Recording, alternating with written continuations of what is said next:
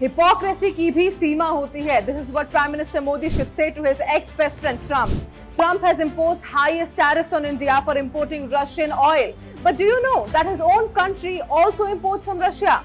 Come, let's expose US together. First, ever since Russia-Ukraine conflict started in 2022, the US has imported goods worth $24 billion from Russia. Almost 14% of US's fertilizer imports, 12% of the uranium imports, and 36% of their palladium imports still come from Russia. And the US president conveniently said he doesn't know anything about this. Second, the US also indirectly imports from Russia. They get around $4 billion worth of refined petroleum products from India and Turkey, and a big share of this is just refined Russian oil in a different packaging.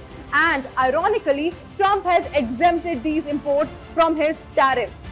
Third, if the US problem is truly Russian imports, then why has it not imposed such high tariffs on China and European Union? China is the biggest importer of Russian oil. They buy nearly half of Russian crude exports, while we just buy 1/3. Even the European Union trades more with Russia than India does. Still, Trump has kept their tariffs low at 15% because the US cannot survive without Chinese and European goods. These countries are the biggest sources of US imports, but Trump can afford to fight with India, as we make up just about 3% of their total imports. So turns out the US is anti-Russia only till it's convenient.